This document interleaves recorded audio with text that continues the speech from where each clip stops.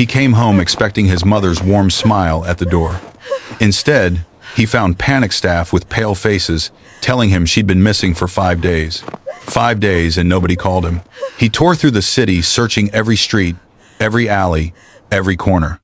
Then, 6 blocks from his mansion, he saw them. 2 figures huddled on abandoned building steps under a dirty blanket. One slumped over the other, motionless. When he got closer, his heart stopped. His mother, elegant Kanan Flynn, looking broken, barely alive.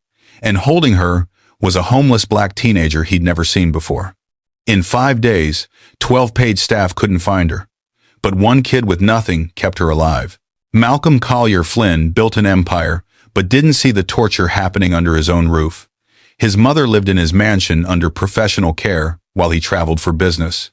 What Malcolm didn't know was that the moment he left, his staff became monsters throwing food at her, mocking her illness, treating her like garbage.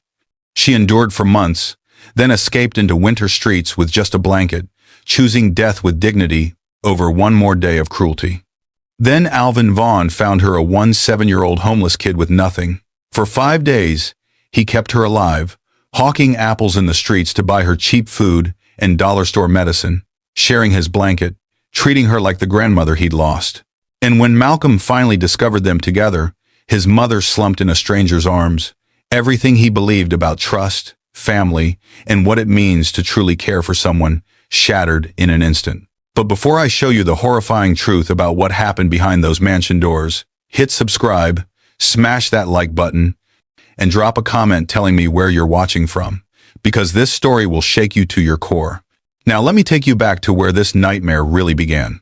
Malcolm Collier Flynn's phone buzzed with another notification as his private jet descended through Singapore's night sky. $200 million. The deal was done. At 42, he'd built an empire that most men couldn't dream of in 3 lifetimes. Tech companies that revolutionized industries, real estate portfolios spanning continents, investments that made headlines. He loosened his tie and smiled, exhausted but triumphant. Mom's going to be so proud, he thought, picturing her face lighting up when he told her. She always knew he'd make it. She'd worked 3 jobs to get him through college, believed in him when no one else did. Now he could give her everything, the best care, the most comfortable life, a mansion where she'd never want for anything. He checked his watch. 20 more minutes and he'd be home. He'd go straight to her room, kiss her forehead like he always did after these trips, tell her about the deal. She'd squeeze his hand with those trembling fingers and say something that made all the traveling worth it. The plane touched down smooth as silk. Malcolm grabbed his briefcase, declined his driver's offer to get his luggage. He just wanted to get home, wanted to see her smile. The car ride felt longer than usual, every red light an eternity. He pulled out his phone, called the house. Mrs. Brennan answered on the 3rd ring, but her voice sounded wrong. Tight, strained. Mr. Flynn, you're almost home? 20 minutes out. How's Mom? She still awake? Silence. Too long. Mrs. Brennan? Mr. Flynn, we need to talk when you arrive. In person. His stomach dropped like an elevator with cut cables. What happened? Is she okay? Did she fall? Is she in the hospital? Just, please come home. We'll explain everything. The line went dead. Malcolm's hands started shaking. He leaned forward, voice cracking. Drive faster, please. When he pulled into the circular driveway, every light in the mansion was on. Mrs. Brennan stood at the front door with 11 other staff members lined up behind her, like soldiers about to deliver bad news. Their faces were pale, eyes darting, hands wringing. No one looked at him directly. Malcolm threw the car door open before it fully stopped. Where is she? Where's my mother? Mrs. Brennan's voice wavered. Mr. Flynn, we don't know. Your mother is missing. We can't find her anywhere. She's been gone since Tuesday. The world stopped spinning. Everything went silent except for the ringing in his ears. Tuesday. His voice didn't sound like his own. Today is Saturday. We've searched everywhere, sir. We thought she was just in another part of the house, maybe in the garden or the library. You know how she likes to 5 days? Malcolm's voice exploded across the driveway. My mother has been missing for 5 days, and you're just now telling me?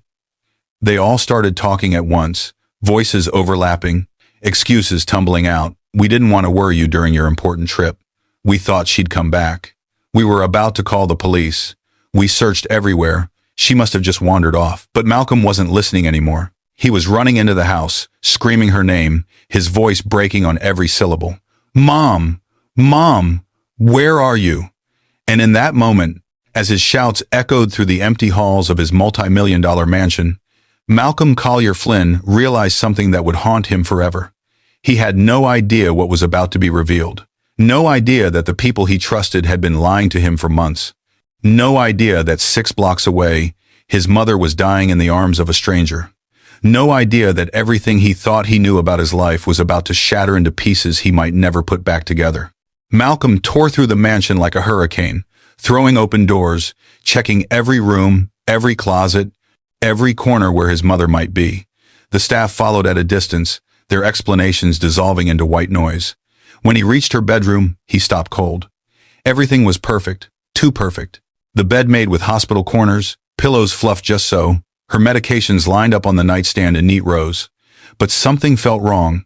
Malcolm's eyes swept the room again, this time really looking. Behind the dresser that had been moved, food stains on the wall. Mashed potatoes, maybe gravy, splattered and dried.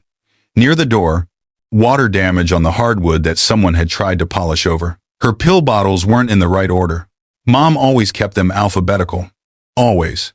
His hands trembled as he pulled out his phone, accessed the mansion's security system. Mrs. Brennan stepped forward. Sir, I don't think... Don't. His voice was ice. Don't say another word. He scrolled through the footage. Large sections were missing, deleted. But Malcolm hadn't built a tech empire by being stupid. He knew how to recover deleted files. What he found made his blood run cold. Tuesday night, 11:47 p.m. His mother, wrapped in her gray blanket, nightgown hanging off her frail body, limping down the main staircase. She paused at the front door, looked back once with tears streaming down her face, then walked out into the winter night. And not a single staff member followed her. Not one person called his name. They just let her go. Malcolm's vision blurred with rage. He rewound further, hands shaking so badly he could barely work the phone. Footage from 3 weeks ago. Staff laughing in the kitchen while his mother stood in the doorway, food stains down her dress. 2 weeks ago. Someone spraying her with water, her hands up trying to shield her face. Last month, Mrs. Brennan imitating his mother's tremors while the others laughed. You watched her leave, Malcolm whispered, turning to face them. His voice rose to a roar. You watched my mother walk out that door and you did nothing. Malcolm didn't wait for answers. He grabbed his car keys and ran, leaving the staff standing frozen in their guilt. His tires screamed as he peeled out of the driveway, heading toward the neighborhood streets he'd driven past 1,000 times, but never really seen. It was winter, below freezing, and his mother had been out here for 5 days. 5 days with just a nightgown and a blanket. The thought made him physically sick. He parked at the first corner, jumped out, started running through alleys behind closed shops. Mom! Mom! His voice cracked, desperate. He showed her photo to everyone he passed. A woman walking her dog shook her head. A couple leaving a restaurant avoided eye contact. A group of teenagers just kept walking. At the third block, he found a homeless man huddled in a doorway. Malcolm knelt down, hands shaking as he held out his phone. Please, have you seen this woman? She's sick. She's my mother. She's been missing for 5 days. The man studied the photo, his weathered face sympathetic. Man, I ain't seen her. But if she's been out here 5 days in this cold... He didn't finish. Didn't have to. Malcolm's chest felt like it was caving in. How did he not know? How had he missed this? He'd been so busy building his empire, closing deals, making money, that he'd left his mother, the woman who'd sacrificed everything for him, in the hands of monsters. The sun was setting now, temperature dropping further. Malcolm ran back to his car, drove to the next block, then the next. Parks, overpasses, behind dumpsters, anywhere someone might seek shelter. Nothing. As twilight painted the sky in shades of gray and gold, Malcolm made one last turn onto a side street just 6 blocks from his mansion. An abandoned building stood there, graffiti-covered walls, broken windows, the kind of place he'd normally drive past without a second glance. And on the front steps, huddled together under blankets, were 2 figures. One slumped over the other, motionless. Malcolm's world stopped when he saw that gray blanket. His car door hung open, engine still running, as Malcolm ran. His $1,000 shoes slipped on ice, but he didn't feel it. Didn't feel anything except the terror crushing his chest. Please, God, please let her be alive. He fell to his knees on the frozen steps, hands shaking so violently he could barely pull back the blanket. And there she was. His mother, Kanan Flynn, the strongest woman he'd ever known, now looked like a ghost. Her face was gaunt, cheekbones sharp beneath papery skin, lips cracked and bleeding, gray hair matted and dirty, eyes barely open, unseeing. She was slumped against a teenage boy, black, impossibly thin, wearing clothes that had seen too many winters. The boy's arm was wrapped around her protectively, and his eyes fierce, defensive, full of a rage Malcolm recognized because he felt it too locked onto Malcolm's. Mom? Mom? Malcolm reached for her, but the boy pulled her closer. Don't touch her. The words were a warning, a growl. Who are you? What did you? I saved her. The boy's voice cracked, but didn't waver. Which is more than you did. I'm her son. Her name is Miss Kanan. And she ran from your house. The boy's eyes blazed with accusation. She told me everything they did to her. So tell me why I should let her go back to you. The words hit Malcolm like physical blows. He looked down at his mother, really saw her, the filth, the trembling, the way she seemed to be holding on by pure will alone. I'm sorry, he whispered, tears streaming down his face. Mom, I'm so sorry. Her eyes fluttered open just slightly, recognized him, and she started crying. I couldn't stay there anymore. Malcolm pulled out his phone with shaking hands, dialed 911. I need an ambulance, now. My mother's been outside for 5 days. She's hypothermic. Please, please hurry. The boy still hadn't let go of her. What's your name? Malcolm asked, his voice breaking. Alvin Vaughn. The boy's chin lifted defiantly. And I'm not leaving her. The ambulance arrived in 6 minutes, which felt like 6 hours. Paramedics swarmed the steps, their faces grim as they assessed Kanan. Severe hypothermia, blood pressure dangerously low, signs of dehydration and malnutrition. One paramedic looked up at Malcolm. How long has she been out here? 5 days. Malcolm could barely form the words. The paramedic's expression darkened, but he said nothing, just worked faster. They loaded Kanan onto a stretcher, started an IV, wrapped her in warming blankets. Her hand reached out, trembling, searching. Don't leave me. Her voice was barely a whisper. Alvin grabbed her hand immediately. I won't, Miss Kanan, I promise. Malcolm rode in the ambulance while Alvin followed on foot to the hospital, refusing the ride Malcolm offered, not trusting him yet. In the ER, doctors surrounded Kanan, calling out vitals, hooking up monitors, moving with urgent precision. Another 24 hours, and we might have lost her. A doctor's words echoed in Malcolm's ears as he sat in the waiting room, head in his hands. Alvin appeared an hour later, still wrapped in his thin blanket, shivering. He sat across from Malcolm in silence, the space between them heavy with unspoken accusations. Finally, Alvin spoke. You want to know what happened? Malcolm nodded, unable to speak. I found her Tuesday night, behind a dumpster 6 blocks from your mansion. She was collapsed, crying, barely breathing. Most people walked right past her. Alvin's voice was steady, but his eyes burned. She begged me not to take her back, said she'd rather die. Why didn't she call me? She said you wouldn't believe her, said they'd convinced you before that she was confused, that her sickness made her imagine things. Malcolm felt like he'd been stabbed. So I kept her safe the only way I knew how. Every morning, I'd leave her somewhere sheltered, then go downtown and hustle. Sell apples for a couple bucks. Buy whatever cheap food I could, crackers, chips from the dollar store, medicine to keep her going. Every day, Malcolm whispered, every single day. 2 days passed before Kanan woke. Malcolm hadn't left her bedside, hadn't slept, barely breathed. When her eyes finally opened, the first thing she did was cry. I'm sorry, baby. I didn't mean to embarrass you. Didn't mean to cause trouble. Mom, stop.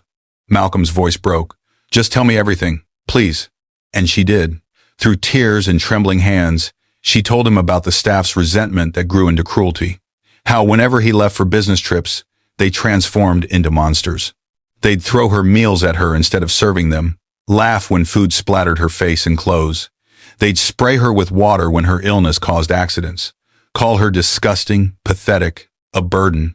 They'd hide her medication like it was a game, move her cane so she'd fall and struggle to get up, mock her tremors at dinner, imitating her shaking hands while they ate their meals comfortably. I tried to tell you once, she whispered. Called you in Tokyo, remember? I was crying, trying to explain. Malcolm did remember, and he remembered Mrs. Brennan getting on the line, her voice calm and professional, explaining that the illness was affecting his mother's mind, making her paranoid. He'd believed the housekeeper over his own mother. After that, they knew I'd never tell again, so they stopped being careful. Her voice dropped to barely audible. They'd leave me alone for entire days. No food, no water, no one checking if I was alive or dead. The night she left, they'd thrown dinner at her mashed potatoes, and gravy left her sobbing on her bedroom floor, covered in food and shame. I couldn't do it anymore, Malcolm. I took my blanket and walked out. I was going to find somewhere quiet to die with dignity. Then Alvin found me. That beautiful boy with nothing gave me everything. Malcolm was sobbing now, his whole body shaking. I failed you. I'm so sorry, Mom. I failed you. Where's Alvin? She asked, squeezing his hand. Is he okay?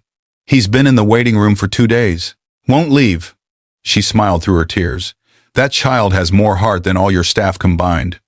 Bring him to me. Malcolm returned to the mansion with fury burning so hot he thought he might explode. He called an emergency staff meeting in the grand hall, every single employee required to attend. All 12 of them stood before him, sensing the shift, faces pale with growing dread. Malcolm set up his laptop, connected it to the projector. I want you all to watch something. The first clip played, Kanan walking out the front door Tuesday night, no one following. The second clip, staff in the kitchen, laughing, mocking her tremors. The third, someone spraying her with water while she cowered. The room went silent except for the sound of recorded cruelty. My mother is in the hospital, Malcolm said, his voice deadly quiet. Hypothermia, dehydration, malnutrition, pneumonia. She almost died. Mrs. Brennan tried to speak. Mr. Flynn, you have to understand, caring for someone with her condition is very difficult. You threw food at her. Malcolm's roar echoed off the marble floors. The staff flinched. One woman started crying. Another stared at his shoes. Mrs. Brennan's face drained of color. You tortured a sick, elderly woman because you thought I'd never find out. You drove her into the streets in winter and lied to me for 5 days while she was dying 6 blocks away. Malcolm pulled out the hospital report. Severe malnutrition consistent with prolonged neglect. Multiple bruises in various stages of healing. Evidence of systemic abuse. His voice dropped to ice. Every single one of you is fired. I'm reporting you to the police for elder abuse, and I will personally ensure you never work in anyone's home again. Mrs. Brennan's voice shook. You can't prove. Malcolm played one more clip. Her voice, caught on security audio. God, she's disgusting. I can't wait until she finally dies. Silence. Get out. Malcolm pointed to the door. All of you, get out of my house. They left in disgrace, some crying, some defiant, all marked by their cruelty. Malcolm sat alone in the empty mansion, surrounded by everything he'd built, and felt nothing but shame. Malcolm found Alvin in the hospital waiting room, asleep on 2 chairs pushed together, his thin body curled up, still wearing the same dirty clothes. Malcolm gently touched his shoulder. Alvin, come with me. The boy woke instantly, defensive, but followed Malcolm to the cafeteria. Malcolm bought him real food, a burger, fries, soda, apple pie. Alvin ate like he was starving, because he was. Tell me about yourself, Malcolm said quietly. Your family. Alvin was guarded at first, then the dam broke. Parents and grandmother killed in a car crash 3 years ago. Foster care that moved him 6 times in 18 months. Abuse. Neglect. Finally running away at 16 because the streets felt safer. I'm 17 now, Alvin said, staring at his plate. Age out of the system in a year anyway. Figured I'd get a head start on surviving alone. Malcolm's chest ached. What about school? Dropped out. Hard to do homework when you're sleeping in alleys. Silence settled between them, heavy with possibility. Malcolm took a breath. You don't have to survive alone anymore. Alvin looked up, suspicious, walls immediately going up. My mother is alive because of you. You gave her dignity when the people I paid 6 figures treated her like trash. You shared your nothing when you could have walked away. That makes you family. Alvin's eyes filled with tears. Why would you want me? I'm nobody. You're not nobody. You're the person who did what I should have done. You showed up. You stayed. You loved her when it cost you everything. Malcolm leaned forward. Come home with us. Live in the house. Go to school. Let me help you the way you helped her. Alvin's voice cracked. I don't know how to be in a family anymore. Neither do we, Malcolm admitted. But maybe we can figure it out together. Alvin nodded, tears streaming down his face. And for the first time in 3 years, he let himself hope. The mansion felt different now. Warm, alive, full of something money couldn't buy. Kanan was home, healed, in a bright corner room overlooking the garden. New staff carefully vetted, closely watched, treated with respect but zero tolerance for cruelty. And Alvin lived down the hall. Every morning before school, he'd knock on Kanan's door. Miss Kanan, you awake? She'd smile from her chair. Come in, my angel boy. They'd have tea together, talk about his homework, his dreams, the life he was building. She'd tell him stories about Malcolm as a boy, and Alvin would laugh, and the sound filled the empty spaces the house used to have. Malcolm restructured everything, no more week-long trips, worked from home 3 days a week, present for dinner every single night. They ate together now, the three of them, real family meals where laughter and love replaced the silence that used to suffocate the dining room. One evening in the garden Alvin had helped replant. Kanan held both their hands. You boys gave me my life back, Alvin's voice cracked. You gave me a family. I thought I'd lost that forever. Malcolm squeezed their hands. You both taught me what matters, not empires or money or deals, just this, just being here. Later, Malcolm pulled Alvin aside. I talked to my lawyer. If you're willing, I want to make this official. Adoption papers. You'd be my son, Kanan's grandson, part of this family forever. Alvin could barely speak. You'd do that? If you'll have us. 3 months later, a judge signed the papers. Alvin Von Flynn, congratulations. In the courtroom, Kanan cried happy tears. Malcolm hugged his son, and whispered, You saved us both. That evening, a new portrait hung in the entryway. Malcolm, Kanan, and Alvin, arms around each other, smiling. Below it, a plaque. Family is who keeps you warm when the world turns cold. The mansion glowed with light against the winter darkness. Inside, 3 hearts that shattered had learned to be whole again. Not perfect, just loved. And that was everything. If this story touched your heart, I need you to do something right now. Hit that subscribe button and turn on notifications. Because stories like this, stories about real love, real redemption, real family, these are the stories that matter. Drop a comment below and tell me, have you ever trusted the wrong people with someone you love?